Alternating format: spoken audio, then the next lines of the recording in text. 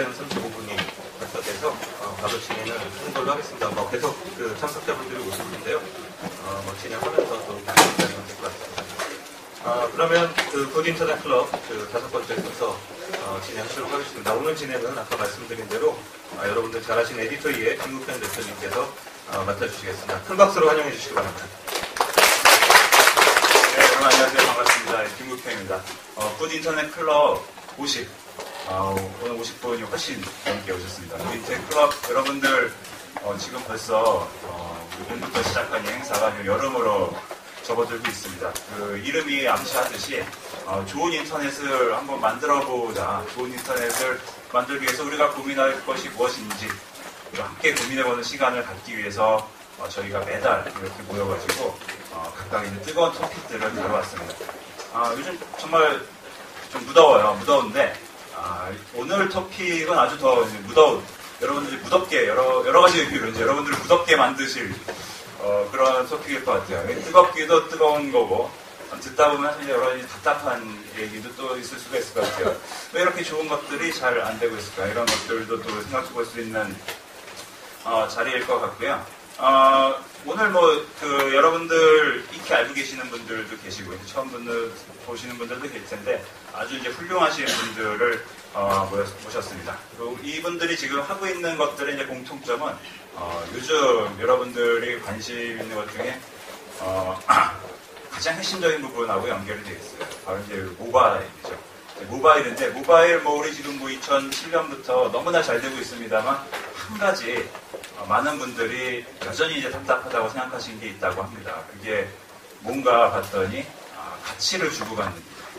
우리가 아무리 그 좋은 것을 만들어서 세상에 내놔도 이거에 대해서 대가를 어느 정도 받아야지 좀 동기부여가 될 텐데, 이게 지금까지 잘 안 되고 있었고, 특히 한국에서 이게 잘 안 되고 있어서 많은 분들이 고민이 많으셨어요. 그런 면에서 오늘 자리해 주신 발표자와 이제 패널분들은 어떤 고민을 가지고 또 어떤 식으로 이 세상을 바꾸려고 노력하고 계신지 저부터도 지금 좀 궁금하십니다. 여러분들도 궁금하실 텐데요. 지체 없이 네 분 모시고 얘기 들어보도록 하겠습니다. 먼저 그 순서는요, 저희가 발제자가 계십니다. 발제자가 약 한 15분가량 먼저 발제를 해주시고, 발제를 듣고 난 후 이제 세 분의 패널을 모셔서 이 자리에서 함께 생각하시는 바, 그리고 발제를 듣고 느끼신 점, 함께 듣는 그런 자리를 마련하고 있습니다. 먼저 발제자부터 이제 소개를 해드리고, 발제자가 발제를 마치신 후에 저희가 이제 패널 소개를 하면서 이제 토크를 이제 본격적으로 진행을 하도록 하겠습니다. 오늘 여러분들이 소개를 어떻게든 읽고 여기 오셨을 텐데요. 오늘의 주제는 이제 5년 뒤 우리는 어떻게 결제를 하고 있을까라는 이제 주제입니다. 그리고 이제 부제로 비트코인과 이제 모바일 결제 최전선이라고 저희가 그 주제를 잡아봤는데, 말 그대로 지금 최전선에 계신 분이죠. 그 최전선 중에서도 가장 먼저 이제 달려나가셨던 분 중에 하나십니다. 유영석 대표님 모시도록 하겠습니다. 유 대표님 와 계십니까?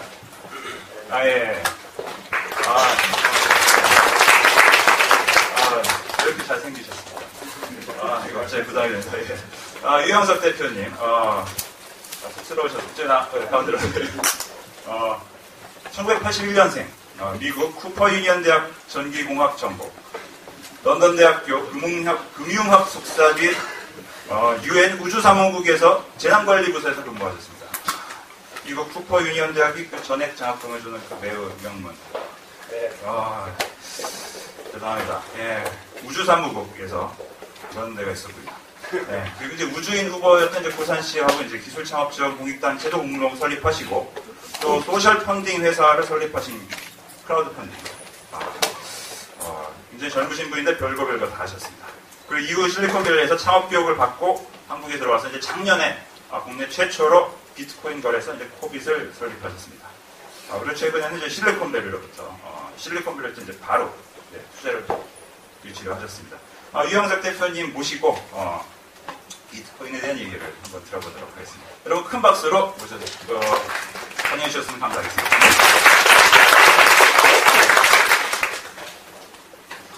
네, 소개 감사드립니다. 네, 우선 제가 제일 잘 보이는 자리가 어딜지 모르겠는데 이쯤일 것 같아요. 네, 여기 있을게요. 네, 반갑습니다. 유영석입니다. 우선 이렇게 그 인터넷 기업 협회 오게 돼서 영광이고요. 특히 그런 인터넷 기업 선배들 앞에서 이제 발표할 수 있게 돼서 네, 정말 감사드립니다. 네, 저는 비트코인에 대해서 말씀드릴 건데요. 어떻게 보면 한 가지 아쉬운 점은 여기 사람이 많다는 이유, 그런 사람이 많다는 것은 이제 비트코인이 그만큼 이해가 아직 안 되기 때문에 사람들이 많이 온 것 같아요. 그래서 사실 저희가 이런 비트코인에 대한 그런 이해를 많이 터트려야 되는데 비트코인이 아직은 좀 생소한 개념이다 보니까 저희도 어떻게 하면 이것을 좀 더 잘 전달할 수 있을까 계속 고민하고 있습니다. 네, 그래서 오늘은 조금이라도 그런 이해를 좀 높이기 위해서 말씀을 드리겠습니다. 네, 저희에 대한 소개를 드리자면 이제 한국 비트코인 거래소로 시작을 했고 이제는 뭐 거래소뿐만 아니라 이제 이렇게 결제 모듈, 특히 뭐 모바일 쪽으로도 저희가 집중하고 있고 그렇게 좀 상거래에서 비트코인이 많이 쓰일 수 있도록 저희가 이제 다양한 서비스를 만들고 있습니다. 그래서 거래소는 이제 하루에 한 2억 원 정도가 거래가 되고 있고요. 저희 비트코인 지갑은 지금은 2만 5천 명 정도의 회원이 있고 결제 모듈도 이제 런칭한 지 얼마 안 됐는데 조금씩 결제가 증가하고 있는 추세입니다. 네, 그러면 저희 회사에 대한 소개는 여기까지 하고 이제 비트코인 자체에 대해서 말씀드리겠습니다. 그래서 이제 비트코인을 제가 비유로 이제 얘기를 하는데 보통 세 가지로 이해할 수 있다고 말을 합니다. 그래서 우선 첫째는 지불 또는 송금 네트워크라고 말을 합니다. 그래서 이제 제일 그런 비슷한 게 이제 비자 네트워크 아니면 페이팔이라는 그런 네트워크가 있습니다. 그래서 비자나 페이팔은 사람과 사람 간에 연결해주고 아니면 무슨 상점하고 고객하고 서로의 은행 계좌를 연결해주는 그런 역할을 하고 있죠. 네, 한국에서 옛날에는 싸이월드 또 사람들끼리 서로 뭔가 가치를 주고받을 수 있는 그런 네트워크를 만들었고 온라인 게임도 이제 마찬가지입니다. 네, 그럼 비트코인의 차이라고 한다면 사람들이 그런 겁니다. 왜 우리가 굳이 다른 회사에서 만든 네트워크를 써야 될까? 지금 인터넷이라는 도구가 있는데 그럼 우리끼리 서로 연결하면 되지 왜 굳이 다른 회사에서 만든 그런 좀 더 비싸고 불편한 네트워크를 써야 될까 하는 것입니다. 그래서 사람들이 스스로 네트워크를 만들었습니다. 그래서 이것이 이제 비트코인도 그럼 사람들이 직접 온라인으로 가치를 주고 받을 수 있는 네트워크라고 이해하실 수가 있겠습니다. 네, 그 다음에 이제 또 하나 이제 비트코인이 무엇이냐라고 생각을 하면 비자 아니면 페이팔이라는 네트워크 위에서는 그럼 사람들이 어떤 화폐를 이제 주고받는지 보면 이제 보통 미국 달러를 주고받죠. 네, 사이버드에서는 이제 도토리라는 화폐를 주고받았고 그럼 비트코인 네트워크에서는 이제 어떤 화폐를 주고받을지 사람들이 이제 고민을 하는 것입니다. 그래서 달러를 주고받을 수도 있고 아니면 원화를 주고받을 수도 있지만 어차피 사람들이 스스로 만든 네트워크이니까 어떤 사람들이 스스로 만든 그런 화폐를 쓰는 게 좀 더 편하더라고요. 그래서 이 비트코인이라는 그런 전 세계적인 네트워크 위에서는 비트코인이라는 화폐를 주고받고 있습니다. 그래서 비트코인의 네트워크 이자 화폐입니다. 네, 그 다음에 이제 마지막으로 비트코인이 무엇이라고 보면 그 전에 iOS나 안드로이드가 나오면서 다양한 앱을 만들 수 있는 그런 기회가 생겼듯이 비트코인도 결국에는 플랫폼이 되었습니다. 그래서 사실 금융 앱뿐만 아니라 그 외에 다양한 약간 신뢰를 기반으로 한 앱, 아니면 가치 전달을 할 수 있는 앱들을 사람들이 자유자재로 만들 수가 있습니다. 그래서 이 비트코인은 마지막으로는 플랫폼이다 라고 이렇게 정리하고 있습니다. 네, 그러면 왜 이런 네트워크, 이런 화폐, 이런 플랫폼을 사람들이 선호하는지 말씀을 드리자면 우선 네트워크로서는 중간에 중개 회사가 없으니까 수수료를 받을 주체가 없는 것입니다. 그래서 훨씬 수수료가 저렴하거나 수수료 없이 전 세계적으로 돈을 주고받을 수 있습니다. 그 다음에 이제 뭐 또 무슨 중앙 회사가 없기 때문에 뭐 인터넷 속도로 모든 것이 돌아가기 때문에 속도가 훨씬 더 빠르고, 그 다음에 이제 모든 거래가 확정이 뭐 100% 확실합니다. 그래서 네, 왜냐면 그 중간에 뭔가 분쟁을 해결할 회사가 없기 때문에 모든 거래는 전 세계 모든 사람들이 확인할 수 있을 정도로 확실해야 됩니다. 네, 화폐로서 사람들이 뭐 좋아하는 이유도 있고, 어떤 사람들이 이런 면을 싫어하는 사람들도 있는데, 총 발행량이 정해져 있습니다. 그래서 이제 인플레이션을 싫어하는 사람들은 비트코인의 매력을 느낍니다. 네, 그 다음 마지막으로 이제 금융 플랫폼으로서 의 매력은 비트코인이 오픈소스라는 것입니다.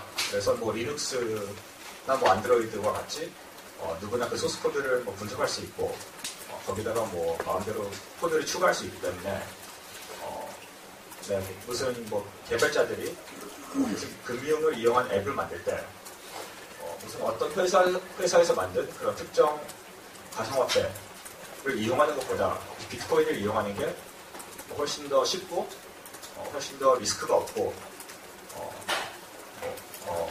그 다음에 다른 사람들도 다 똑같은 걸 이용하고 있기 때문에 네트워크 효과가 있죠. 그래서 뭐 미국에 있는 개발자, 아프리카 개발자, 한국의 개발자들이 이제 다 그냥 비트코인으로 몰리는 이유가 그렇게 전 세계적인 오픈소스 플랫폼이 생겼기 때문입니다.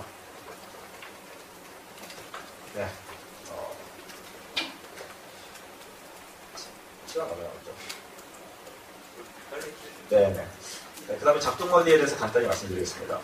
우선 그 비트코인 사용하는 것은 되게 쉬워요. 그러니까 소비자로서는 이제 이런 뭐 비트코인 지갑 이런 예시가 있는데, 상대방이 비트코인 주소를 적고 금액 뭐 1비트코인 보내겠다 밑에 적고 보내기 누르면 끝입니다.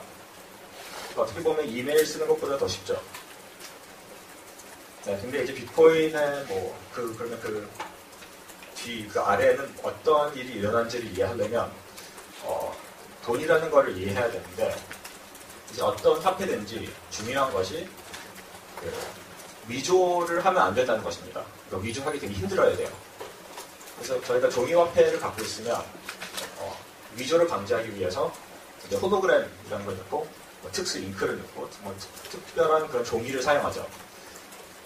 근데 이제 그럼 디지털 화폐는 저희가 어떻게 그 위조를 방지할 수 있을까요? 복사하는 거를 방지하고 싶은데, 근데 문제는 디지털 파일을 복사를 방지할 수가 없죠. 100% 똑같은 걸 만들 수 있기 때문에 그래서 디지털 화폐에서는 저희가 결국엔 데이터베이스라는 걸 이제 뭐 사용해야 됩니다.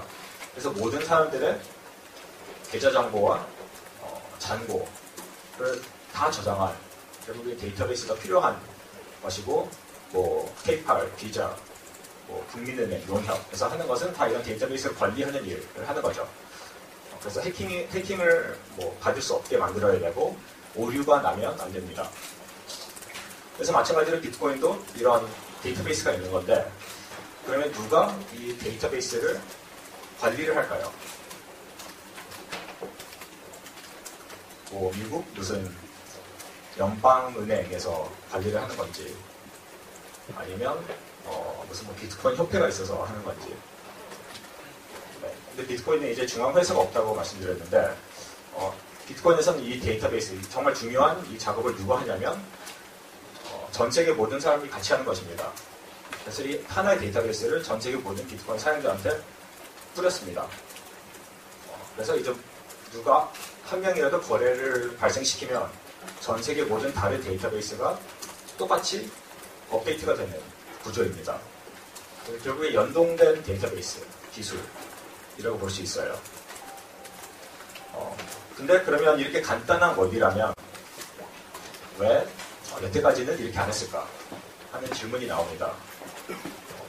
그렇게 뭐 전 세계 뭐 데이터베이스 뿌리기만 하면 된다면 왜 그 국민은행은 왜 그렇게 안 했을까요? 왜 국민은행은 뭐 자체적으로 데이터베이스를 이제 보호하려고 하는 것일까요? 네, 그래서 그 이유는 이제 2008년까지는 이런 것이 불가능했습니다. 왜냐하면 이게 컴퓨터 공학에서 이제 풀리지 않은 문제 중 하나였어요. 어떤 마스터 데이터베이스 없이 여러 동등한 등급의 서로 피어끼리 연동되는 그런 기술, 오류 없이 연동될 수 있는 기술이 없었습니다. 근데 이제 2008년에 어떤 사람이 이것을 해결하는 논문을 냈고, 그 논문을 내도 아무도 믿지 않자 이 사람이 직접 이걸 시연할 수 있는 프로그램까지 냈어요. 그래서 그 프로그램이 비트코인이라는 프로그램이었습니다. 그래서 사람들이 이것을 다운받고 이용하다 보니까 정말로 데이터베이스가 연동되는 것을 확인했어요. 그래서 결국에는 좀 이것도 이제 비유를 말씀드리자면 결국에 하나의 장부, 그런 회계 장부도 볼 수도 있어요. 그래서 그 대신 이제 비트코인이라는 장부는 아마 역사상 처음으로 전 세계적인 하나의 공개된 장부가 생겼다고 볼 수 있는데, 누구나 이 장부를 조회할 수 있고 누구나 이 장부에다 정보를 추가할 수가 있어요. 그 대신 아무도 장부에서 기록을 뺄 수는 없어요. 그런 기록이 추가만 되고 뺄 수는 없는, 사실 그게 장부로서의 좋은 역할을 하는 것이거든요. 그래서 이런 기능들을 모아보면 결국에는 서로 금전 거래를 하기에 최적의 그런 기술 바탕이 된다는 걸 알 수가 있어요. 근데 알고 보면 이게 결국엔 그런 데이터베이스 기술이라면 굳이 금융에서만 쓸 필요는 없는 거예요. 그래서 이제 일반 돈의 역할하고 이런 공개장부, 비트코인과 같은 공개장부의 역할을 비교를 하자면, 우선 돈이라는 것은 보통 세 가지 기능을 만족시켜야 된다고 해요. 회계의 척도, 가치의 저장, 그 다음 매개의 수단. 그 중에서 어떤 것들은 비트코인이 되게 잘해요. 근데 다른 부분들은 비트코인보다는 일반 화폐가 더 잘해요. 근데 이제 비트코인을 보통 비판하는 그런 경제학자들 보면 이 그림에서 저 왼쪽 사각형만 보고 분명히 본인들이 알고 있는 돈의 정의란 저 동그라미인데 비트코인은 저 파란 동그라미를 채우지 못하니까 고로 비트코인은 실패다 라고 이해를 하고 있어요. 근데 이제 비트코인에 투자하는 벤처기업, 벤처 투자자들 아니면 저희와 같은 비트코인 기업가들은 이 오른쪽 그림을 보는 거예요. 그래서 기존에는 불가능했던 여러 가지 그런 기능들이 있는데 비트코인이라는 기술이 생기면서 전에는 못했던 새로운 것들을 할 수 있게 됐다. 네, 그래서 이렇게 그런 견해의 차이가 있는 것 같아요. 그냥 저 계속 할 거니까 그냥 그만두라고 말씀 주세요.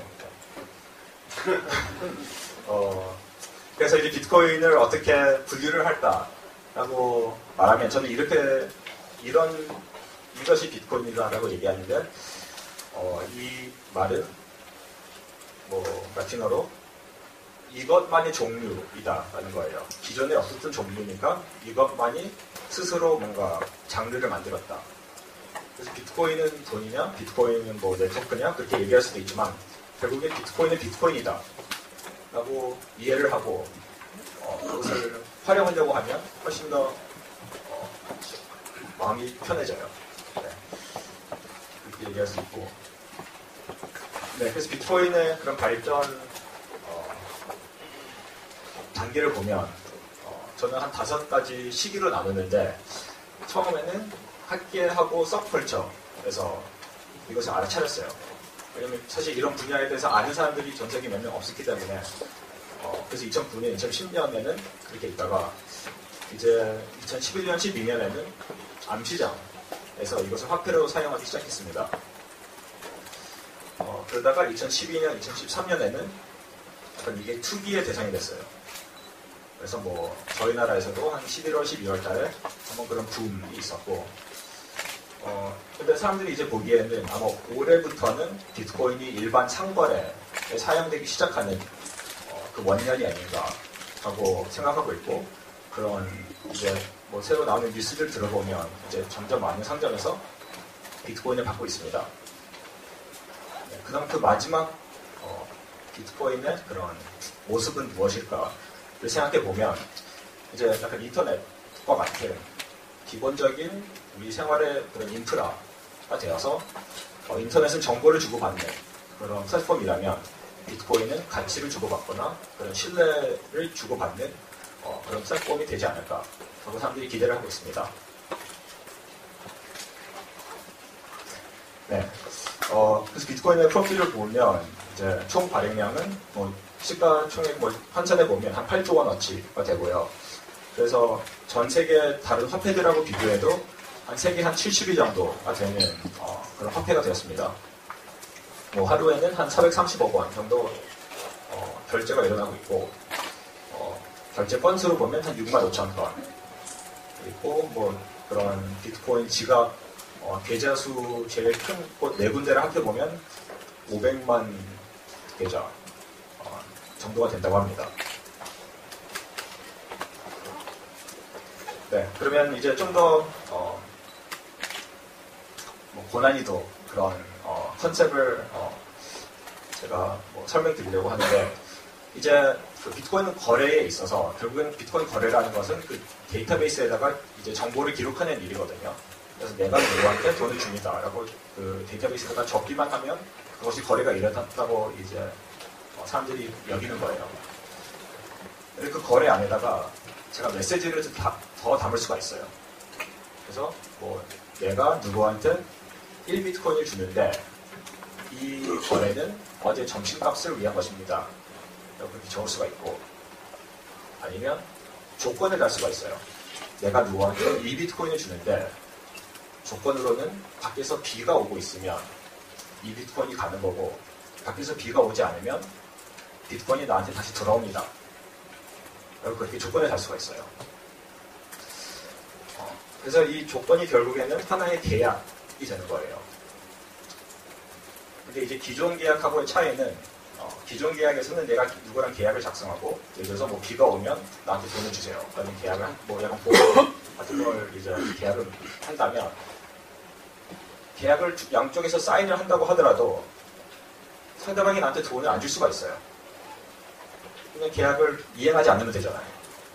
그럼 저는 돈을 받을 수 있는 유일한 방법은 법원으로 가서 고소를 해야겠죠. 근데 비트코인에서는 그 차이가 뭐냐면 그 돈 자체에다가 계약을 집어넣을 수가 있어요. 그러면 그 돈은 이제 계약의 그런 조건에 따라서 스스로 움직이는 그런 원리예요. 그래서 이제 밖에 비가 온다. 그래서 이제 그 데이터를 제가 비트코인 DB에다가 기록을 하면 그 돈이 알아서 저한테 오는 그런 시스템이기 때문에 그래서 이제 자기 집행 계약, 스스로 집행되는 계약 이런 그런 컨셉이 생겼어요. 네, 그래서 이런 것이 점점 그냥 단순한 돈이 아니라 약간 스마트 머니라는 거 있음으로 해서 우리가 이제 만들 수 있는 그런 새로운 그런 기능들, 그런 거래들이 생겼다고 볼 수가 있습니다. 되실게요? 네, 네, 그럼 이 정도까지만 말씀드리고 이제 뭔가 그 토의를 하면서 계속 얘기를 하도록 하겠습니다. 갑자기 끝내. 끝없이 갈 수가 있어요. 네. 네.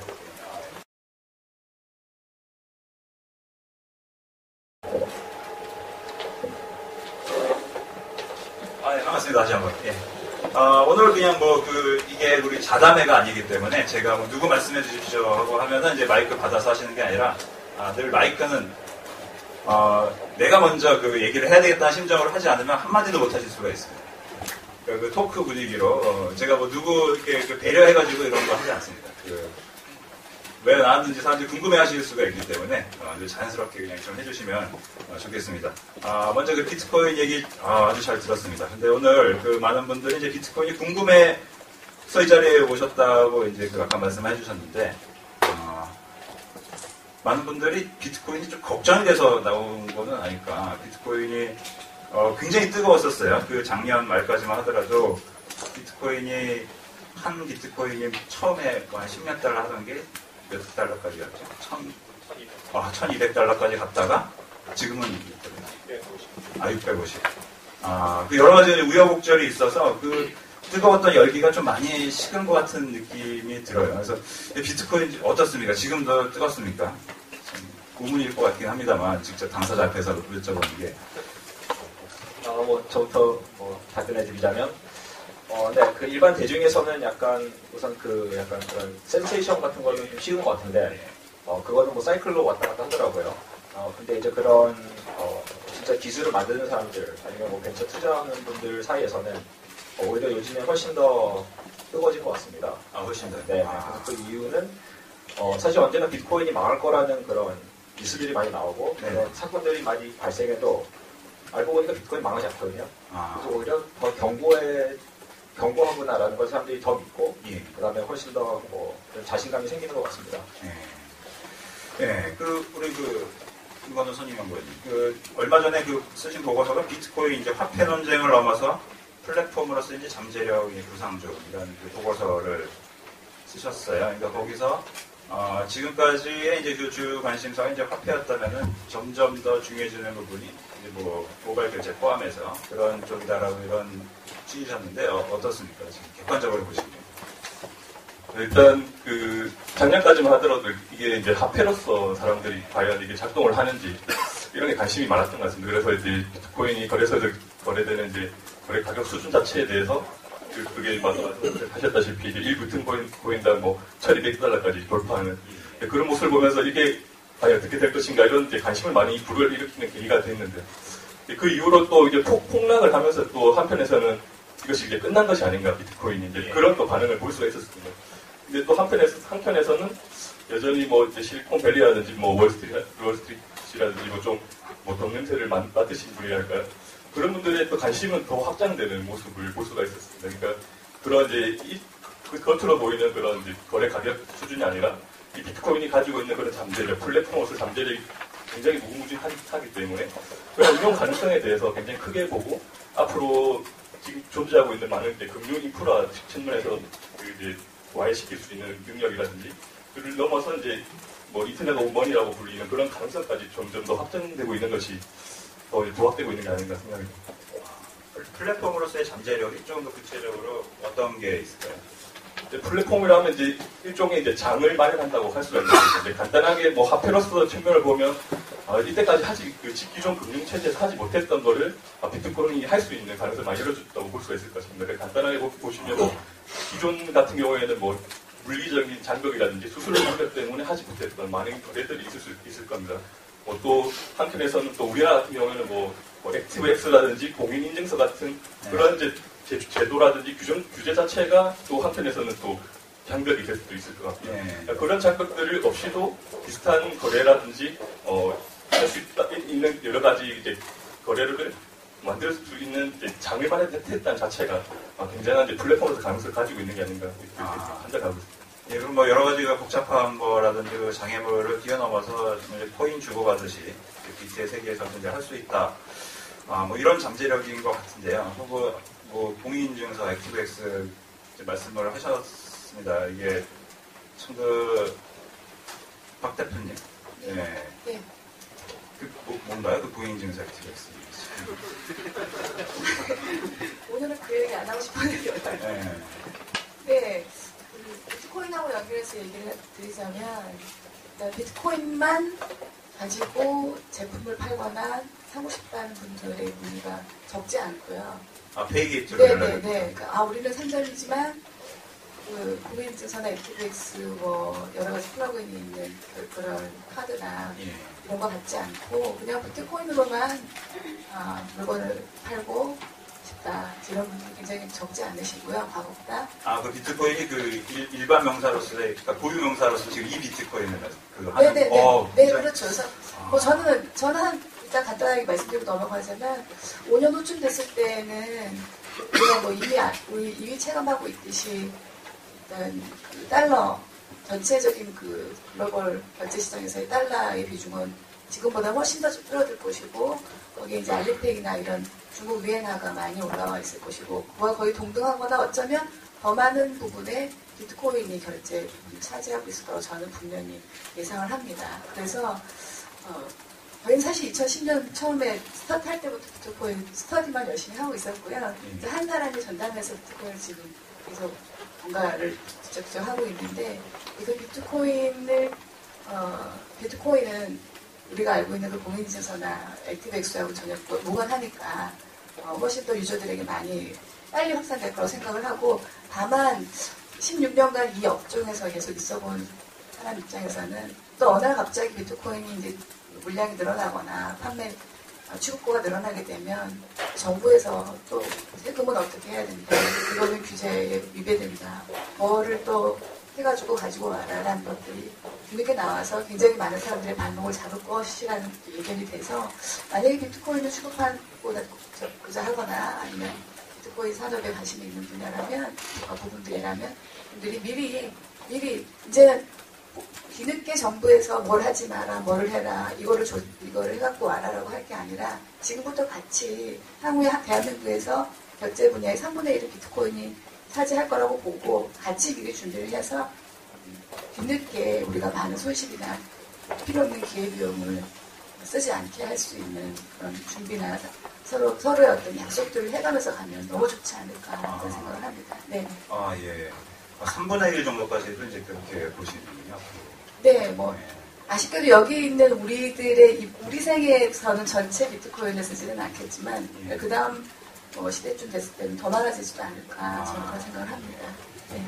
그 정부가 이제 발목을 잡을 수 있다, 이런 말씀 하셨는데, 박 대표님이 이제 발목 잡히는 데는 또 한 전문 하셨어요. 계속 이제 발목을 여러 번으로 잡히셔가지고, 답답해가지고 2012년에 이제 금강원 승인도 이제 그래서 사실 받으신 거잖아요. 정부 승인을 이제 받아오라고 막 그래가지고. 예, 정부에서 승인을 받아야만 할 수 있다 해서 받았죠. 근데 받았는데 안 되죠. 왜 안 됩니까? 지금 왜 이런 겁니까 지금 이게? 정부는 정부대로 승인을 받아야만 합법하게 쓸 수 있다고. 향후에 우리가 비트코인에 대해서도 얘기를 하자면, 어느 날 비트코인이 막 거래 볼륨이 늘어났어요. 이거 그러면 계산서 발행을 하고 국세청에서 현금영수증 발행을 하려면 이러이러한 부분들을 또 갖춰야 되니까, 그러려면 취급하는 기업은 자산 요건이라든지 재무 요건이나 인적 요건들을 다 갖추어서 이런 요건 200가지를 내놓을 테니까 요거에 다 통과하신 기업만 하실 수 있습니다라고 또 말씀하실 거고요. 그래서 그걸 또 다 해놓고 나면 또 관련된 다른 업계에서는 그거는 그거고, 기득권을 갖고 있는 금융기관, 실제로 현금을 취급하고 있는 은행이나 하드사이트나 아니면 캐피탈들, 우리하고 같이 업무하기 싫다, 우리가 싫다면 그걸 끝이다, 이런 식으로도 나오거나 하는, 그런 현상이 분명히 발생할 거라는 거죠. 그 때문에 미리부터 사회적인 손실을 줄이려면 미리부터 사회적인 합의를 해가면서 가야겠지. 제가 16년간을 하면서 합의가 없었기 때문에 그로 인해서 생겼던 출혈은 너무나 컸다라는 거죠. 온 국민이. 네, 저도 완전 동의하고요. 근데 사람들이 이제 비트코인이 규제가 생기면 이제 힘들어질 거다라는 말도 많이 하시고, 이제 그런 저도 우려 많이 하는데, 근데 이제 비교를 하자면 옛날에 이제 종이로 편지를 썼죠, 저희가. 근데 이제 이메일이라는 것이 나오면서 훨씬 더 정보를 주고받기 쉬워졌는데, 옛날에 종이로 편지 쓸 때는 이제 우표가 필요했었죠. 지금도 필요하고. 근데 갑자기 이메일을 보낼 때도 우표를 붙여야 된다. 그래서 돈을 내야 된다. 라고 하면, 그 이메일이 과연 망할까? 그래도 사람들은 이메일이 주는 편리함이 있으니까, 돈을 주고라도 이메일을 쓸 것 같아요. 마찬가지로 비트코인을 거래할 때도 세금을 내야 된다? 당연히 내야죠. 그렇다고 비트코인이 망하지 않고, 워낙 비트코인이 주는 편리함이 여러 개 있기 때문에, 그런 규제가 생겨도 계속 비트코인을 많이 쓸 것 같습니다. 규제가 있어도 그걸 헤쳐나갈 수 있을 정도의 어떤 자유로운 플랫폼이니까. 말씀이시죠. 여러 가지 장점이 있으니까 규제를 피하는 장점은 사실 장점으로도 안 보고요, 저는. 규제를 하고 같이 일할 수 있는 장점들도 있어요. 그 정부가 그냥 그 사이트 막아버리면 어떻게 됩니까? 네, 완전히 마약처럼, 그러니까 이거 소지한 사람은 감옥으로 간다라고 하면 안 되겠죠. 그런 일도 벌어질 수가 있는 상황이죠. 그렇죠. 웃음의 의미가 여러 가지 좀 씁쓸한 거예요. 저는 사실은 이 금융 쪽 비즈니스를 시작한 지가 이제 1년이 좀 돼갈 정도로 아직 초보여서 잘 모르는데, 제가 학습하기로는 사실은 조금, 저는 약간 다른 견해가 있는데요. 저는 비트코인을 코빗에 이제 회원을 하고요. 네, 되게 많이 쓰고 있는데 실제로 비트코인이 편해지는 거는 비트코인의 컨셉을 이해하는 게 1번. 그 다음에 비트코인의 지갑을 개설하고 그 다음에 제가 이미 가지고 있는 화폐가 있을 거 아니에요. 그 법정 화폐를 비트코인으로 변환하는, 또 이제 비트코인을 사서 비트코인을 충전하는 이 단계. 그 다음부터 편해요. 제가 느끼기에는 그랬어요. 그래서 그러니까 비트코인이 매우 편리한데 그러려면은 굉장히 많은 단계를, 그러니까 왜 비트코인이 필요하고 비트코인을 쓰면 왜 액티브엑스나 공인인증서가 필요 없게 되고 그렇기 때문에 내가 이걸 어디 가서 뭘 해야 되냐고 이런 식의 학습 허들이 있다는 게 조금 어려움일 것 같아요. 그래서 사실 저희도 사업 초기에 뭐 지불이나 결제, 이 소액 이체에 대해서 그 매개를 비트코인으로 할 생각을 많이 했고 사실 그래서 9개월 전에 이미 대표님 찾아뵙고 이렇게 많이 풀었어요. 저희가 그 당시 내린 결론은 이게 결국 유저 어덕션이 되기가 굉장히 어려운 모델이라는 생각이 들었고, 그래서 어떻게든 은행의 법정 화폐를 바로 다룰 수 있는 그러한 지위가 되어야 된다는 게 저희의 비즈니스적인 결론이었고요. 또 이건 굉장히 그 많은 그 어떻게 보면 반대를 불러일으킬 수 있는 두 번째 견해인데, 지금 금융에 막 이렇게 결제도 엄청 불편하고 막 뭐 이런 문제들이 사실 규제의 문제가 굉장히 큰 게 사실인데 사실 그거보다 더 큰 문제는 약간 비즈니스적인 문제라는 생각이 많이 들거든요. 그러니까 새로운 비즈니스를 원하지 않는 거죠. 그 이제 모든 사람들 아니 이권을 갖고 있는 사람들이 새로운 비즈니스의 등장을 필요로 하지 않아요. 이미 잘 벌고 있기 때문에.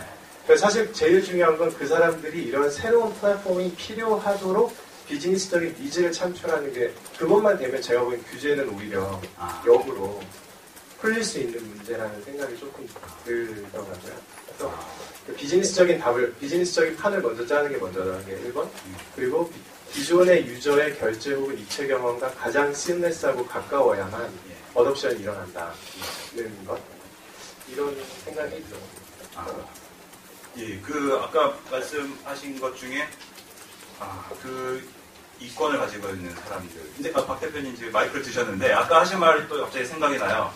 그 사람들이 아니라고 생각하면 아닌 거다라는 그런 말씀을 하셨는데, 요즘 제가 사실 굉장히 발언을 조심해야 돼요.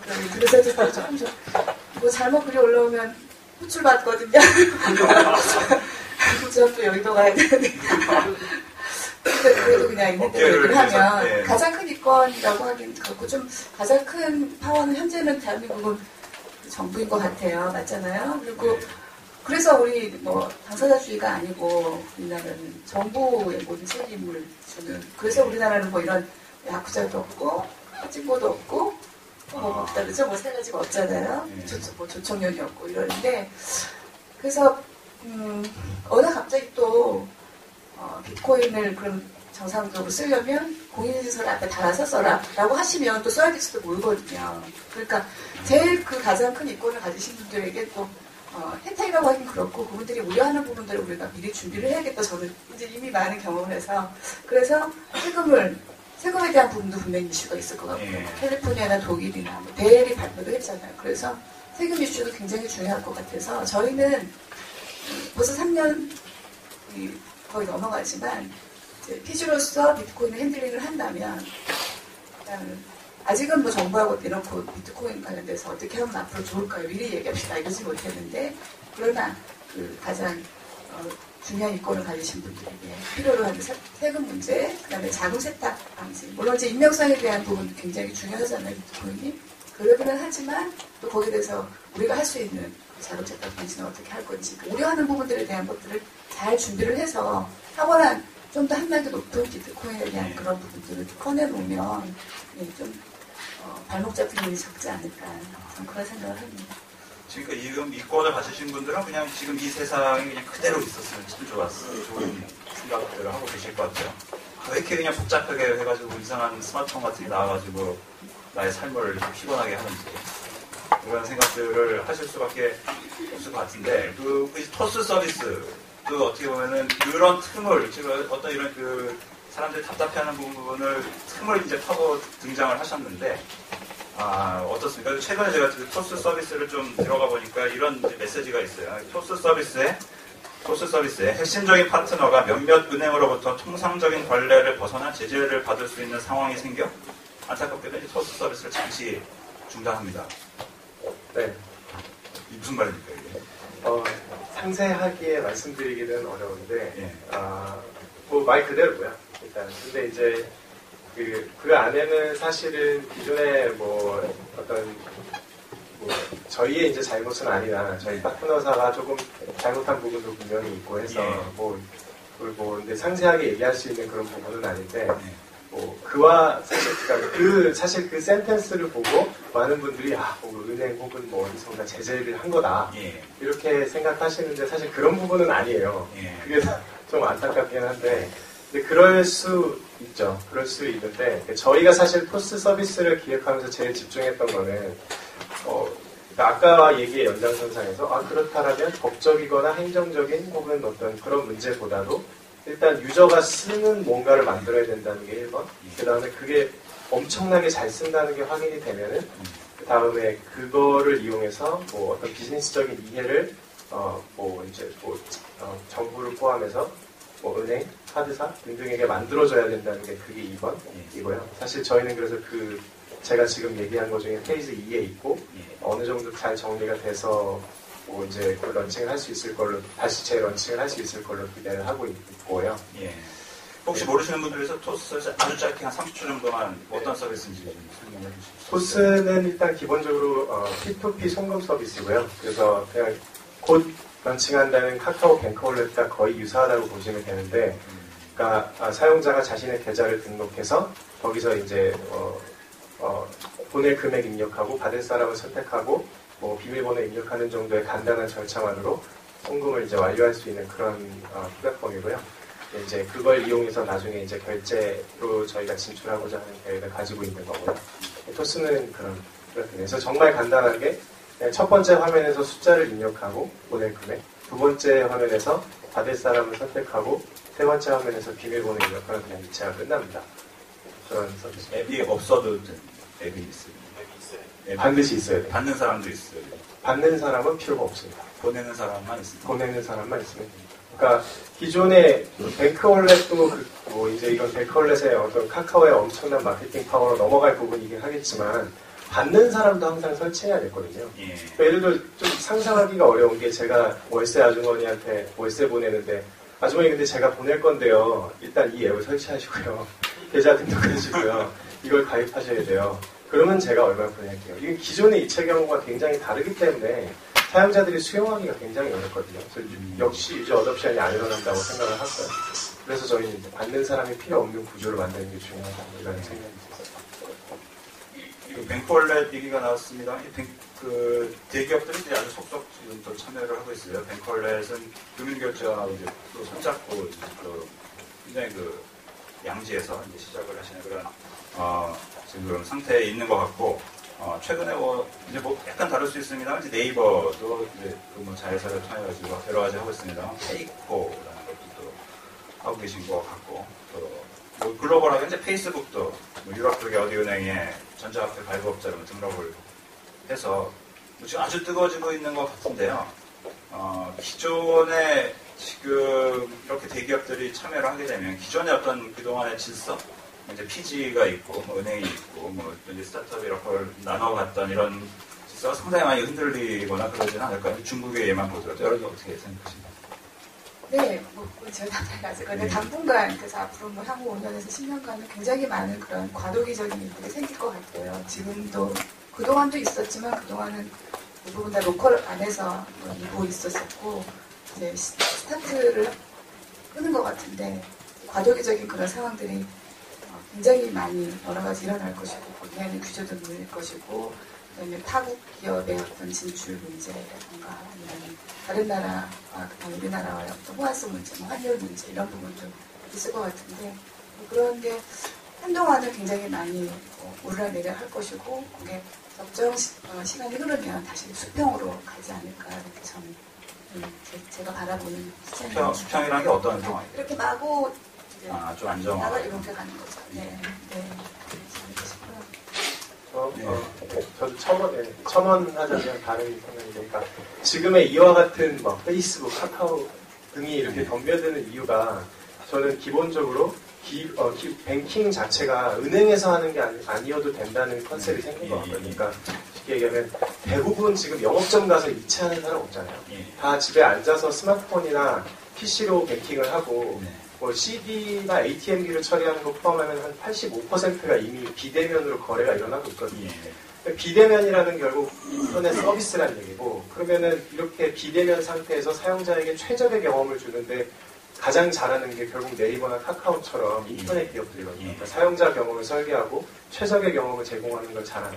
결국에는 은행보다 잘하는 게 있어요, 인터넷 기업이. 그게 결국 비대면 거래에 있어서 사용자 경험이고, 그러면은 서로 윈윈할 수 있는 기회, 그러니까 시장의 변화 자체는 비대면 거래가 증가했기 때문에 이러한 인터넷 업체들이 엄청나게 뛰어드는 거고, 근데 거기서 인터넷 기업들이 밸류에드 할 수 있는 거는 뭐 은행보다는 사용자 경험을 설계하는데 훨씬 더 경험이 많고 또 익숙하기 때문에 잘할 거고, 은행과 같이 윈윈할 수 있는 게 분명히 있을 것 같고요.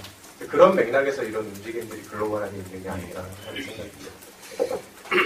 네, 저도 비슷한 생각을 가지고 있는데, 앞으로 갈수록 금융과 비금융의 경계는 허물어질 수밖에 없다고 생각이 됩니다. 그러니까 결국은 저희가 이제 금융기관 중 가장 대표적으로 생각하는 게 은행이라고 볼 수 있을 텐데, 역사적으로 보더라도 은행이 지금 같은 형태를 유지한 적은 얼마 되지 않습니다. 사실은 세공업으로 시작해서 그룹 기존으로 해서 이제 대출을 하면서 이제 지금의 체제가 자리 잡히는데 몇백 년이 지나. 지금처럼 이제 그야말로 기술 혁신이 하루가 다르게 나타나고 있는 상황에서는 그런 충격들이 이런 이제 금융과 비금융의 경계를 허물 수밖에 없는 상황이라고 생각합니다. 지금도 보시면 말씀하셨다시피 과거에는 ATM기가 은행 직원들을 대체했다면 지금은 ATM기라든지 그런 이제 은행 지점 자체가 모바일 뱅킹으로 대체되고 있는 그런 모습을 볼 수 있고, 결국은 점점 더 은행들이 가지고 있던 이제 가치 사슬상의 우위들이 점점 다른 것으로 이제 점점 더 확장되고 있는 모습을 볼 수가 있는데, 그런 것들이 이제 그런 가치들이 누가 더 제공할 수 있을 것인가 봤을 때는 인터넷 기업들이 충분히 인터넷이라는 인프라를 이용해서 할 수 있는 일들이 많아지지 않을까. 그리고 이제 규제가 그런 걸 억누르고 있을 텐데, 규제가 또 무조건 잘못된 것만 아닐 수도 있습니다. 왜냐하면 이제 금융이라는 게 굉장히 어떻게 보면 이제 자연 독점적인 성격을 가지고 있고, 아무나 했다가는 또 문제가 갈 수 있는 소지가 많기 때문에 굉장히 보수적으로 운영될 수밖에 없고요. 그런 지점들이 굉장히 좀 타협점을 찾아서 최적점을 찾아가는 게 중요하지 않을까 생각이 됩니다. 그래서 요즘에 네, 그래서 근데 그거보다 조금 더 멀리 보자면 지금까지 우리 정부나 기업들이 쌓아왔던 그간의 인프라 내지는 금융 환경들을 그간은 정말 피눈물나게 쌓았는데 또 갑자기는 아니지만 앞으로도 빠른 시일 안에 다 그것들을 버리고 완전히 새로운 우리 비트코인 같은 환경들을 받아들일 준비들은 항상 마음에 준비를 해야 된다고 저는 생각합니다. 그래서 저희 회사 같아도 10년 넘게 16년간 했던 것들을 이거는 일단 지금도 오늘도 열심히 하지만 버릴 것이 되는 거고요. 그 다음에 새로운 것들 받아들일 준비를 해야 된다는 거죠. 그래서 저는 일단 빠른 시일 내에 일부 급여의 일부는 전체가 아직은 아니겠지만 비트코인으로 줄 계획을 하고 있고, 그 다음에 아까 리즈를 말씀드렸는데 크레딧 카드나 계좌이체나 핸드폰 결제 전혀 하지 않고 오직 비트코인만 가지고 전자상거래를 하겠다는 기업들을 위해서 서비스를 오픈할 계획이 있습니다. 서비스 오픈하실 계획이 네. 네. 질문 이건 좀 이따 있습니다. 질문 계신 분들은 미리 이제 마음의 준비를 해주시고 제가 신호를 내리시면 빨리 이제 달려나오십니다. 아직 시간이 조금 남았기 때문에 또 하고 싶은 얘기들이 아직은 있으실 것 같아서 그래서 요즘에 은행도 힘들고 다들 힘들다고 그런 것 같아요. 변화기 속에서. 그런데 지금까지 관행을 지키시려고 하시는 분들이 강할 수밖에 없을 것 같아요. 규제를 떠나서도 지금까지의 직원을 지켜야 되고 방식을 지켜야 되고 다 그 사람들이 어떻게 보면 삶의 특전이었고 또 지점 하나 빠질 때마다 얼마나 많은 또 우리 아픔이 있을 수밖에 없지 않겠습니까? 그래서 여러 가지 옥신각신이 있으셨고 또 박 대표님 같은 경우는 얼마 전에 모 카드사 이제 대표하고 이제 트위터에서 또 이제 뭐 그런 여러 가지 또 우리 그 다들 이제 뭐 나중에 검색해 보시면 아시겠지만 뭐 여러 가지 일들이 있어서 지금 그 여러 가지 충돌이 이제 벌어질 수밖에 없을 것 같아요. 지금 이 시장은 충돌을 무서워하면은 전진하기가 힘들 것 같은데 그 중국이 또 거기가 완전 그 서부지 않습니까? 그냥 여러 가지 일이 벌어지고 있는 것 같은데 알리페이가 엄청나죠. 알리페이가 최근에 우리는 비트코인하고 교환할 의지도 없고 앞으로도 안 할 것이다 이런 거 굉장히 천명을 해가지고 이제 뉴스가 됐었던 적이 있는데 규제나 이러도 이런 식의 또 어떤 그 견제, 비트코인을 대체하는 그 인터넷 발의 어떤 금융 시스템이 비트코인의 어떤 그 자유정신하고 뭐 이제 알리페이도 자유라면 자유일 수 있겠습니다만 엄청난 경쟁이 일어날 수 있지 않겠습니까? 예를 들어서 페이게이트가 무슨 페이페이라는 걸 만들어서 우리는 이제 비트코인하고 이제 교환할 의지도 없고 생각도 없고 앞으로도 안 할 것이다라고 말할 수도 있지 않습니까? 네, 저희 얘기보다는 알리페이 얘기를 할게요. 저희가 알리페이하고 제휴한, 저희는 중화권을 제외하고는 알리페이의 1호 파트너입니다. 올해 어느 회사가 알리페이가 했다, 그러면서 엄청나게 대대적으로 해석을 하셨는데, 저희는 이미 7년 정도 알리페이하고 계약을 해서, 저희의 상점들, 4,000개 이상의 상점들이 알리페이로 중국의 물건을 팔고 있었습니다. 그래서 알리페이의 1호 파트너이고요. 근데 알리페이가 우리는 비트코인과 교환하지 않겠다라고 하는 건 알리페이의 의지거나 특히 그 위에나를 신봉하는 그런 또 다른 표현일 수밖에 없는 거고 알리페이가 됐든 또 저 대표적으로 CUP, 차이나 유니언페이가 은양카드라는 걸 발행했죠. 그래서 CUP 그리고 텐센트 그룹이 하는 텐페이. 저희 회사는 그 세 가지 다 이 서비스를 하고 있는데 그 세 가지 세 회사가 다 우리는 비트코인과 교환하지 않겠다고 해도 그거는 의미 없는 말이 아닐까라고 생각합니다. 페이게이트가 대신 교환해서 그래서 중간에서 저희 같은 기업이 이제 앞으로는 저희 말고도 앞으로는 속속 나올 거고요. 비트코인은 중간에서 핸들링하고 환전한다고 해야 될까요? 은행의 은행 역할, 실물 화폐 내지는 재료 화폐와 비트코인과의 중간에서 역할을 분명히 누군가 또 해야 되거든요. 저희가 16년 전에 꿈꿨던 우리는 원화와 위엔화와 달러 중간에서 뭔가 일을 해야 되라고 목표를 세우고 10년간 똑같은 일을 했는데 지금은 또 생각이 바뀌었어요. 비트코인을 중간에 매개로 하고 또 원화와 위엔화와 달러 중간에서 누군가는 그 역할을 해야 된다고 생각을 하기 때문에 그 준비를 지금 저희가 하고 있는데 알리페이가 우리는 비트코인하고 난노라라고 아무리 얘기를 해도 어차피 시장에서는 서로 교환될 수밖에 없다는 거죠. 알리페이가 그 비트코인을 좀 디스하는 거는 중국 정부의 그냥 입장을 대변해 줄 수밖에 없는 그런 맥락이 있잖아요. 중국 기업이니까. 그런 거지 아마 이런 식으로 오히려 교환이 일어나는 걸 더 반기지 않을까 내심 그런 생각이 있습니다. 우리 코빗이 우리 이제 최초 거래소 여러 가지 단순 거래소가 아니시라고 이렇게 말씀들 많이 하신 것 같은데 어떤 점이 좀 다른가요? 네, 저희가 거래소로 시작한 이유는 비트코인 그런 생태계를 만들고 싶었는데, 그러기 위해서는 우선 사람들이 비트코인 자체를 얻을 수 있는 시간이 필요하잖아요. 그래서 어쩔 수 없이 거래소를 만든 거예요. 어쩔 수 없이 시장에서 필요했던 거니까 이걸 만들었고, 이제 사람들이 비트코인이 있으면 이걸 쓸 수 있어야 되잖아요. 그러기 위해서 이제 자연스럽게 저희는 결제 모듈을 만들어서 그 상점들에서 비트코인을 가질 수 있게 하고 있는 거고요. 그래서 그런 시장의 그런 진화, 저희는 그냥 따라가는 것 뿐이라고 보고 있어요. 그래서 지금 코빗이 따라가고 있는 그거는 이제 주로 모바일 결제가 결국은 주력이 됐습니다. 네, 지금은 모바일 결제고 이제 미래에는 비트코인 플랫폼을 이용한 무슨 무슨 법적인 계약을 위한 것들이 될 수도 있고 좀 더 복잡한 금융 상품이 될 수도 있고 그래서 아무튼 그 거대한 비트코인이라는 파도를 타면서 저희는 계속 기회를 보고 있죠. 그 세 분이 어떻게 보면 지금 앞으로 이제 경쟁을 또 하셔야 되는 지금 오늘은 어떻게 보면 나중에 5년 뒤에 추억하실지도 모르겠네요. 으르렁거려서 그때 그렇게 웃었는데 그래서 잠시 우리 쉬어가는 의미에서 여러분들의 질문을 딱 4개 받도록 하겠습니다. 제일 먼저 아까 자신 있으신 분들 부회장님. 우선은 의료적 대표합니다. 비트코인 자금센터의 수단으로서 쓰여지는 부분들이 있는데 그게 어떤 비트코인 발전에 어떤 장애가 될 수 있는 요인이 없는가 그 부분 하나 하고요. 그다음에 지금 일본의 마운트 곡스가 지금 파산했잖아요. 그 파산한 이유와 그 파장에 대해서 좀 설명해 주시면 좋을 것 같고, 그다음에 지금 비트코인이 2,100만 개만 지금 한정되어 있잖아요. 그것은 영원히 불변할 것인가?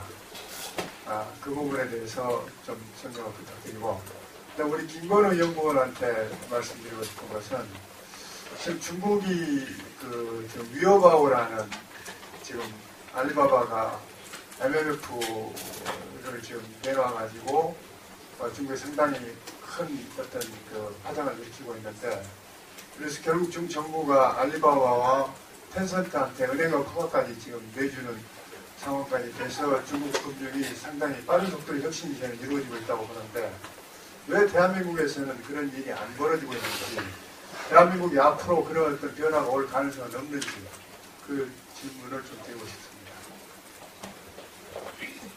네, 질문 감사합니다. 네, 그럼 세 가지 질문. 첫째는 자금 세탁이었는데요.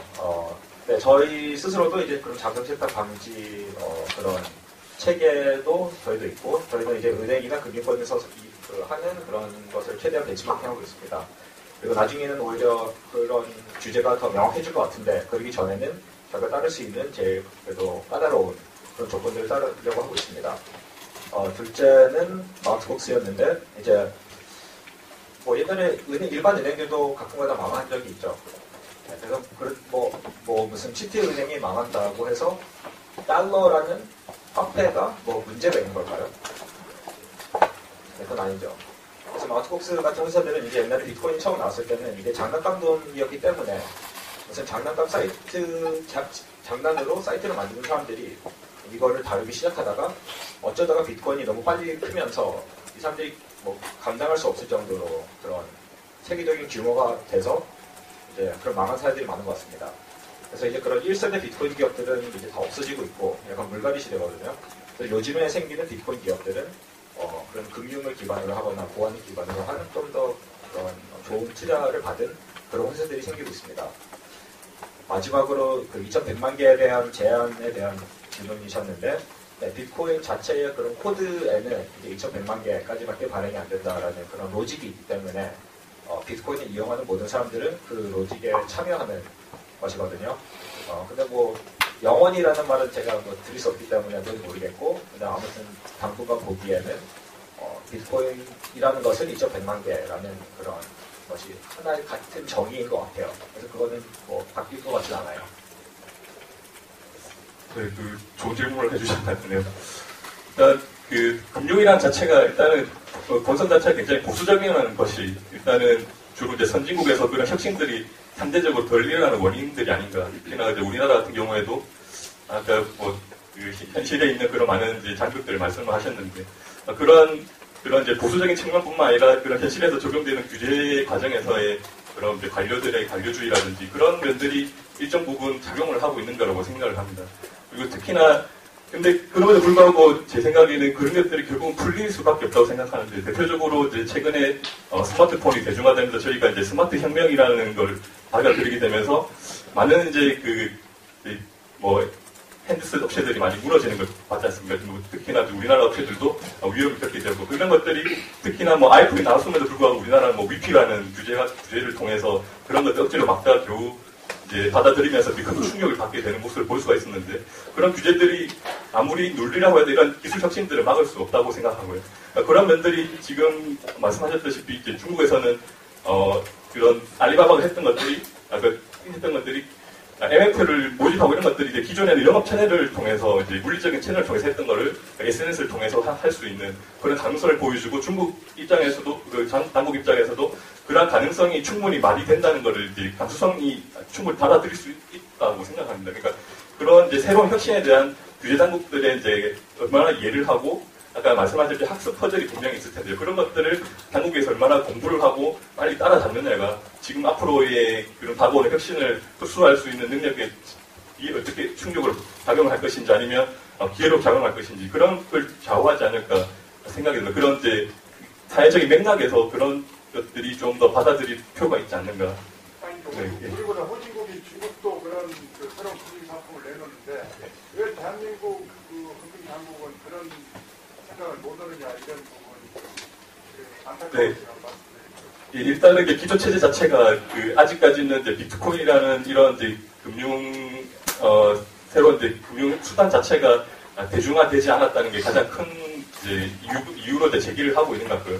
아까 대표님도 말씀하셨다시피 그게 확장 더 많이 이제 좀 어느 수준까지 확장을 될 경우에는 더 이상 당국에서도 좌시하지 않을 수 있을 것 같고요. 그런 지점이 너무 늦지 않을 그 지점이 중요할 것 같은데 아직까지는 좀 이해하기 바쁜 수준이 아닌가 해서 좀 그런 안타까운 면이 그 지점이 또 영원히 안 올 수도 있지 않습니까? 우리가 지금 웹이 나오지 한 20년이 되는데 아직도 우리가 공인인증서 액티브엑스 신나게 지금 쓰고 있기 때문에 또 스마트 혁명도 한 20년 지나도 또 뭐 안 변을 우리 어떤 뭐 그런 쇼크를 좀 줘야 될 필요도 또 있을 것 같은 생각도 들고 뭐 여러 가지 망감이 교차합니다. 또 질문 지금 세 분 모시도록 하겠습니다. 네, 먼저 네 분 오늘은 특별히 네 분 다 하나씩만 해주세요. 하나씩만. 네. 다들 아시는 것 같은데 블루터단넷의 안상욱 기자입니다. 얼마 전에 그 뉴욕에서 그 비트코인 관련해서 규제안을 가안을 내놓았는데 거기에 보면은 그 비트코인을 갖고 밸류 에디션을 할 수 없는 게 있더라고요. 그러니까 비트코인 기업이 은행 같은 비즈니스를 할 수 없도록 이 규제안을 만들어 놓은 게 있던데 김건호 연구원님이나 아니면 이영석 대표님이나 어떻게 보시는지가 좀 궁금합니다. 일단은 아까 유정석 대표님 발표 자료에 보면 비트코인의 기능과 이제 그 기존 화폐의 기능을 이제 대변하는 그런 다이어그램이 있지 않습니까? 현재 이제 비트코인이라는 자체가 굉장히 그 거래 가치 변동성 기능이 크기 때문에 그런 면에서 어떤 그 가격 자체를 비트코인으로 매긴다는 자체가 디나미네이션 한다는 자체가 아직까지는 한계가 있다고 생각을 합니다. 그래서 그런 면들이 기존의 소위 말하는 달러 체제와 대등하게 봤을 때 그런 면들이 과연 이제 현실에서 안정적으로 수행될 수 있을 것인가 하는 의문들이 아마 그런 규제 안에서 받아들이고 있을 것 같고요. 제가 보기에는 그런 이제 규제 자체가 긍정적인 면은 이제 궁극적으로 좀 더 양성화시킬 수 있는 그런 이제 여지를 열어놨다는 거. 그러니까 가세를 어떻게 할 것인가. 그리고 그 비트코인이라는 자체를 어떤 상품으로 올 것인가, 아니면 어떤 새로 법적인 지위를 어떻게 부여할 것인가. 그런 논의들이 이제 진전됐다고 하는 면에서는 굉장히 이제 긍정적으로 볼 수 있는 면이 있을 것 같습니다. 여전히 근데 비트코인 자체가 내재한 그런 이제 한계들은 앞으로 이제 가면서 비트코인 생태계 자체가 해야 될 문제라고 생각을 하고요. 그런 면들은 이제 양과 음이 같이 존재하고 있는 그런 면이라고 생각을 합니다. 네, 뭐 규제에 대한 얘기 나오면 자주 말씀드리는 얘기가 옛날에 자동차라는 게 처음 나왔을 때 미국하고 영국에서는 이제 빨간 깃발 법이라는 게 있었나 봐요. 그게 뭐였냐면 옛날에는 마차로 다니던 시대에서는 이제 자동차라는 게 나오니까 무슨 말들이 너무 놀래고 그 다음에 자동차가 너무 빠르니까 모든 자동차 앞에는 어떤 기수가 행진해야 됐었어요. 그래서 빨간 깃발을 들고 다니면서 사람들한테 조심하세요. 자동차가 따라옵니다. 라고 하는 그런 법이 있더라고요.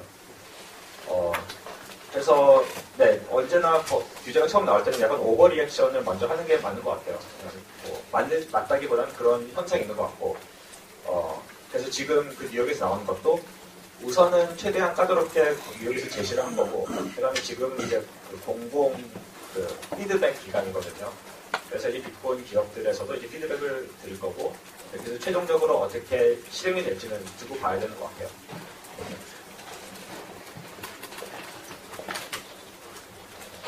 네, 버튼시 안병도 기자입니다. 지금 이제 비트코인하고 그 다음에 가상화폐라는 두 가지 개념이 혼재되어 있는 상태로 지금 논의가 되고 있는데요. 제 궁금한 점이 비트코인의 아까 특성이라고 말한 여러 부분들이 사실은 지금 이게 확장되고 급격히 확산되어 있지 않은 상태이기 때문에 어떻게 보면 각국 정부의 묵인 내지는 어떤 방조에 의해서 작용하고 있는 장점들이거든요. 그러니까 예를 들면 아까 말한 더 이상 발행을 못하게 하는 부분조차도 사실은 이제 각국 정부의 그 발행권 같은 부분을 심각하게 사실 제약하고 있는 부분이기 때문에 이게 역으로 역설로 비트코인이 커지면 커질수록 각국 정부의 간섭과 규제, 아까 말한 세금, 발권력 여러 부분들의 규제가 가해지다 보면 결국 나중에 가서는 비트코인의 그렇고 장점이라는 게 아무것도 없어지지 않을까. 이런 생각이 있는데요. 그럼에도 불구하고 비트코인이 장점이 있는지 아니면 비트코인이 아닌 전체 이제 가상화폐라는 개념에서의 장점을 얘기하고 계신 건지 그런 부분에 대해서 궁금합니다. 네, 우리가 현실에 쓰고 있는 이 전통화폐 인터달러나 원화는 유한하지 않고 무한합니다. 사실은 찍으면 끊임없이 찍을 수 있는데 비트코인은 창시자가 아예 유한하게 딱 어느 그 선까지만 발행될 수 있도록 해놨고 또 만약에 그것을 넘으려면 아까 우리가 이미지에서 봤듯이 전 세계의 네트워크가 어느 날 갑자기 동시에 다 같이 컴퓨터를 다 끄고 다 같이 또 어떤 기술을 늘려야 된다는 그런 생각이 그러지 않으면 그게 불가능하게 만들어놨거든요. 그래서 생각하시는 것처럼 지금은 비트코인이 가격이 오르락내리락 하는데 그것은 결국은 현재 우리 대류화폐 달러나 원화나 이런 분들의 어떤 그런 가치 교환 때문에 생기는 거지만 아까 제가 말했듯이 마구 오르락내리락 하다가 수평이 되는 시기가 분명히 올 거기 때문에 그때에는 유한한 비트코인이 전 세계에서 이렇게 공정하게 쓰여진다면 오히려 더 많은 돈을 갖고 있던 사람이 이자를 가지고서는 갑자기 많은 수익이 생겨서 부자가 되고 그걸 가지지 못한 사람은 교육도 못 받고 가난하게 해서 그게 대물림되는 그런 시장이 오히려 없어지는데 비트코인이 더 도움이 되지 비트코인의 어떤 이론이 더 세상에 도움을 주는 역할이 저는 되지 않을까라고 저는 오히려 크게 보고 있습니다. 네. 네. 저도 덧붙여 말씀드리자면 아까 처음에 그 사회자님께서 이제 비트코인에 대해서 뭐 고유 명사인지 일반 명사인지 그 말씀을 하셨는데 그런 지적과 비슷한 것 같습니다. 그러니까 비트코인 자체라는 오늘 논의는 그야말로 이제 비트코인 이제 사토시 나카모토가 만든 그런 비트코인에 대한 논의 중심으로 말씀을 드렸던 것 같고 제가 생각하기로는 이제 그런 비트코인이라는 자체의 카톡을 말씀하셨던 그런 가상화폐가 가진 가능성도 많이 있을 거라고 생각합니다. 비트코인 자체도 5년 후에는 또 다른 가상화폐로 대체될 가능성도 충분히 있다고 그런 가능성을 열어놓고 봐야 한다고 생각을 하고요. 말씀하셨다시피 비트코인 자체가 가지고 있는 여러 이제 한계들도 여전히 존재를 합니다. 특히나 거시 경제학적으로 그런 이제 통화 정책이라든지 환경 정책을 하지 못하는 것 자체가 현실 경제에서는 아주 큰 의미를 가지기 때문에 그러한 장치가 없다는 경제는 현재로서는 아직 상상을 못하는 수준입니다. 그러니까 그런 이제 상상력으로만 존재하는 그런 이제 여러 가지 제기들을 할 수 있는 문제들이 여전히 많이 있고 또한 이제 미시 경제학적으로 보더라도 이게 공공재인지 사유재인지 이런 이제 여러 가지 이슈들도 점점 학계에서도 접근을 하고 분석을 하고 있는 수준입니다. 그래서 아직까지는 이런 것들이 그야말로 이제 스탠다드로 올라서기에는 아직까지는 실험 중이라고 판단하는 게 맞는 것 같고요. 그렇지만 그럼에도 불구하고 이런 이제 가상화폐가 가지고 있는 가능성들이 굉장히 무궁무진하다는 그런 것을 인식할 필요는 있지 않을까 생각합니다. 네, 안녕하십니까. 한국경제신문 박병종 기자입니다. 네, 저는 지금 비트코인의 어떤 논쟁이나 이런 것들이 물론 지금 이것도 해결되지 않았지만 또 이제 비트코인에 대해서 새로운 기술들이 나오고 있는 걸로 알고 있어요. 컬러드 코인이라는 기술인데요. 기존에는 그 비트코인이 가지고 있는 어떤 한계성, 그러니까 모두가 P2P로 돼 있고 어떤 기업이나 책임지고 누가 그 가치를 보장하거나 그러지 않기 때문에 화폐로 제대로 사용되지 못하고 있었잖아요. 그걸 해결하기 위해서 어떤 아까 유영석 대표께서 말씀하신 대로 그 비트코인의 어떤 문자열이나 이런 것들을 넣을 수가 있어요. 일종의 직인을 찍을 수가 있는 거고 어떤 기업이나 어떤 기관에서 비트코인의 그 문자열을 넣고 그거를 내가 만약에 0.00001 비트코인을 뭐 1달러로 인정하겠다, 뭐 기준에 어떤 단위를 인정하겠다 해서 가치를 보증할 수가 있습니다. 그래서 이 기술을 지금 미국 우체국에서 운영국에서도 사업을 검토한 바가 있고요. 이 기술이 지금 이걸 이용하면 그냥 어떤 화폐로서가 아니라 증권이나 뭐 보험 상품이나 부동산 계약서나 수많은 플랫폼으로 비트코인이 사용될 수 있는 걸로 알고 있습니다. 여기에 대해서 어떻게 보고 계시는지 이제 좀 물론 이제 좀 말씀해 주셨으면 감사하겠습니다. 네, 좋은 말씀하셨고요. 네, 말씀하신 대로 이제 비트코인이 결국엔 DB 기술이고 약간 장부이기 때문에 굳이 비트코인 자체를 주고받을 필요 없이 그 장부에다가 그런 소유권을 주고받을 수가 있어요. 그래서 뭐 자동차 거래, 무슨 부동산 거래, 뭐 주식 거래, 그것을 다 비트코인으로 할 수 있거든요. 그렇기 때문에, 네, 그래서 플랫폼으로서 가능성이 무한한 거고, 오히려 그런 모든 거래에 대한 비용을 낮출 수 있는 그런 플랫폼이 되지 않을까 기대를 합니다.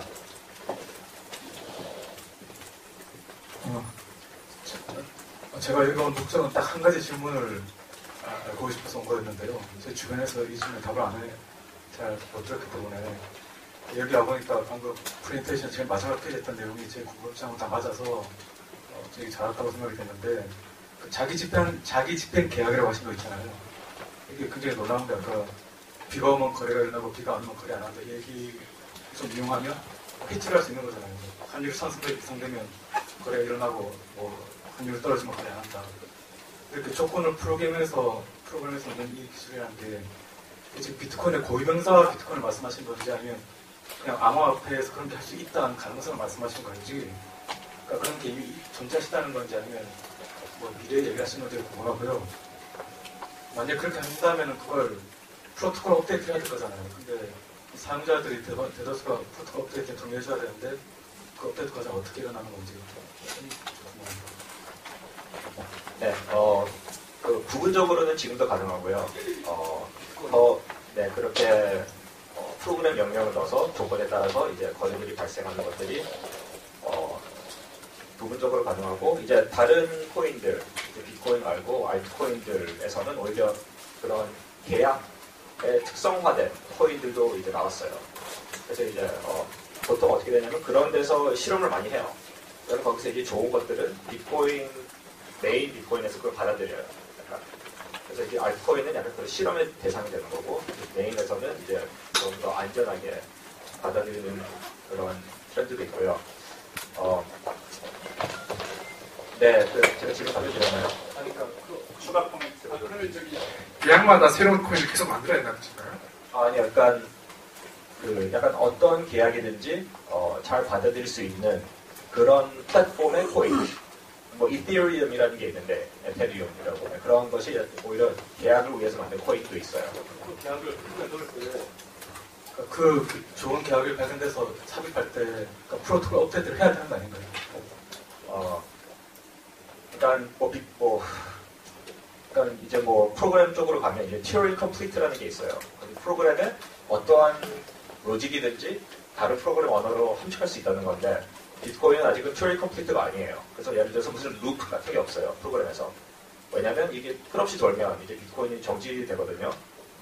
근데 다른 코인에서는 거의 모든 프로그램 로직을 다 담을 수 있는 Turing Complete한 그런 코인들도 있기 때문에 좀 차이가 나는데 근데 이제 비트코인 프로토콜 업데이트 되는 과정은 이제 비트코인이 오픈소스이기 때문에 약간 리눅스와 마찬가지로 그것을 메인으로 관리하는 그런 개발자들이 있어요.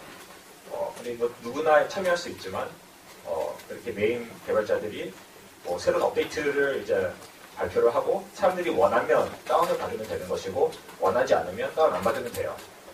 그렇게 했는데 이제 과반수 이상이 그걸 다운 받았으면 이제 그것이 이제 그 새로운 룰이 되는 것이고 사람들이 다운 안 받으면 그것이 뭐 퍼지지 않는 것이죠. 그렇게 좀 민주적으로 일어나고 있습니다. 네, 여러분 뭐 아주 날카롭고 참 무게감도 있고 또 새로운 또 우리 자극을 주는 질문을 해주셔가지고 톡도 아주 풍성해지고 있는 것 같습니다. 어느새 이제 저희 이제 끝나갈 시간이 다 돼가고 있어요. 그래서 이거 정리를 할 텐데 여러분 잠깐 동안은 네트워크 시간이 있기 때문에 혹시 질문이 있으신 분들은 질문을 미처 못하신 분들은 나중에 이제 개인적으로 인사도 하시면서 하실 수 있을 것 같습니다. 이제 마지막으로 이제 정리하는 질문 드리면서 하도록 할게요. 어떻게 모바일 이제 지불 결제 이제 새로운 시스템을 지금 고민들을 하고 계시는데 역사적으로 볼 때 모바일 페이먼트가 엄청나게 많이 우리가 시도가 됐었잖아요. 국내도 그렇고 해외도 그렇고. 근데 그게 살아남은 게 꼭 뭐 기술적으로 훌륭해서 그렇다기보다도 엄청나게 그걸로 돈 쓸 기회를 마련해준 상황에서 그게 우리가 성공의 케이스가 많더라고요. 그래서 페이팔과 이제 이베이의 관계라든지 타오바오하고 알리페이의 관계라든지 이런 어떤 우리 여기 이제 계신 세 분이 앞으로 이 비즈니스가 흥하기 위해서는 그런 무언가를 사실 잡아야 될 것 같은데 그런 게 어디가 있을 것이며 그리고 그런 분들을 어떻게 움직일 수가 있을지 이게 이런 전략이 또 제가 갑자기 또 이제 궁금해집니다. 누가 끌어줘야지 사실 이 훌륭한 아이디어도 당겨질 수 있지 않겠습니까? 여러분들이 앞으로의 포부를 대신해서 제가 이 질문 마지막으로 드리도록 하겠습니다. 네. 예, 모바일로의 결제를 저희 회사 같은 경우에 최초 시도한 거는 2000년에 그 엑스페이라고 만들어서 과거의 피처폰, 핸드폰도 많이 안 갖고 있었어요. 그때 그 피처폰 안에서 크레딧 카드 결제를 할 수 있도록 만들어서 저희가 배포를 했어요. 그리고 갑자기 택시비를 내려고 보니까 현금이 없는 분이 자기 핸드폰으로 택시 기사분에게 카드 결제로 돈을 낸다거나 뭐 이런 거에서 작게 신문에도 나긴 했었는데 그동안에는 10년간은 말씀하신 것처럼 기업과 그 다음에 살 사람들 간의 어떤 중개로 해서 많이 모바일 시장이 커졌던 것 같고요. 향후에는 그 플러스 개인과 개인 간에도 주고받을 수 있는 시장은 분명히 훨씬 더 많이 커질 수 있을 것 같다는 생각이 들어서 B2C, B2B 영역, B2C 영역, 그리고 C2C 영역 모두 다 같이 커지는 시장이 될 거라고 보기 때문에 저희 회사 같으면 기존에는 B2C를 가장 포커스해서 업무를 했었었고요. 플러스 지금 준비하고 있는 부분들, 그리고 이미 많이 하고 있던 부분들은 C2C 부분을 계속 보강해서 나갈 계획입니다. C2C가 블루오션이 될 수 있다. 네. C2C가 뭡니까? 기업, 개인과 개인 간에도 네, 그래서 트위터나 페이스북에서 서로 대화를 하다가 내가 가지고 있는 제품 많이 쓰던 거 상대방에 보여주고 그 자리에서 페이먼트 하거나 할 수 있도록 하는 거죠. 저희는 저희 팀이 생각하는 건 그냥 유저가 제일 많이 쓰는 거. 얘가 다른 것 같고요. 그럼 뭘 제일 많이 쓰냐. 보통 금융 어떤 솔루션으로 플랫폼을 선택할 때 컨비니언트한 거, 편한 거, 프레스티지, 내가 이걸 쓴다는 어떤 선진의식이 있는 거, 세 번째 이제 혜택이 제일 많은 거. 이런 우선순위로 결정이 된다고 저는 보는데요. 그럼 결국 뭐 비트코인은 약간 프레스티지도 이미 있는 것 같고 컨비니언스도 당연히 있는데 저희는 그냥 편한 걸 많이 쓸 것 같아요. 뭐가 편한 거냐? 기존의 이체의 경험과 제일 비슷한 게 제일 편한 것 같아요. 결제도 기존에 그냥 상식적으로 생각했을 때 제일 간편하고 기존의 경험과 가장 유사해서 학습 효과가 전혀 필요하지 않아요. 저희 그거를 누가 가장 잘 구현하느냐가 결국에는 위닝 포인트가 되지 않을까라는 생각이 들고요. 그게 잘 구현이 되면 쓸 데가 없어도 사람들끼리 서로 쓸 이유가 생기기 때문에 결국은 어둠션이 일어날 거라는 생각이 듭니다. 그래서 결국 기존의 이체 경험을 가장 유사한 경험을 누가 줄 수 있냐, 그게 위닝 포인트가 되지 않을까 하는 생각입니다. 그러니까 지금 만드시는 게 엄청나게 편하기 때문에 결국은 알아서 어떻게 보면 쓸 수 있을 것이다 이런 자신감을 저희도 그렇게 됐으면 좋겠죠. 뭐 아직 달성했다고 말하기 너무 어려울 것 같고요. 편해 보이긴 합니다. 네, 우선 뭐 비트코인이 그러면 뭐 제일 먼저 들어갈 수 있는 니치가 어딜까라고 제가 그렇게 이해를 하고 생각을 말씀드리자면 우선 제일 그 거래로서 장벽이 높은 것이 이제 국제 송금인 것 같고요. 그래서 이제 세계은행에서는 평균 8% 정도의 수수료가 나온다고 하더라고요.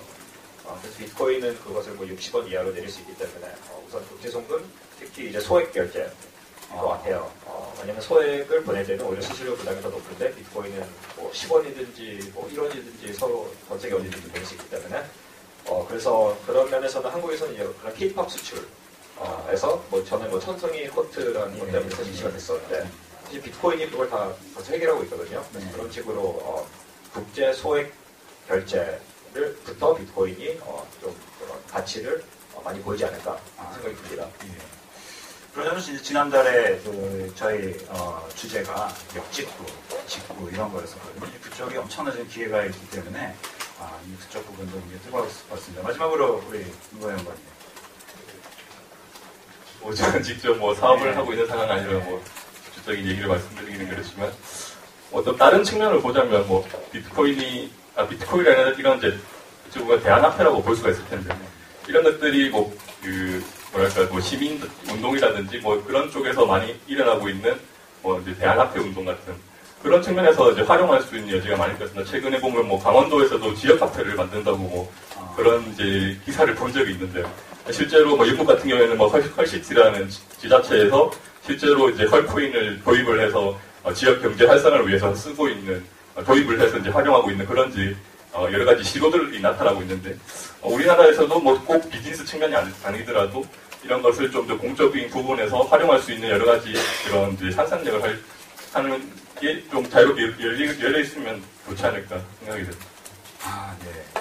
지금 오늘 여러분 그 자리에 함께 해주신 이제 네 분은 끊임없이 이제 대안을 모색을 하시고 그 대안 자체가 오픈, 열려져 있는 이런 것들을 이제 추구하시는 분입니다. 근데 그 인터넷이 지금까지 저희한테 가르쳐 준 거는 결국 최종적으로는 오픈이 이긴다.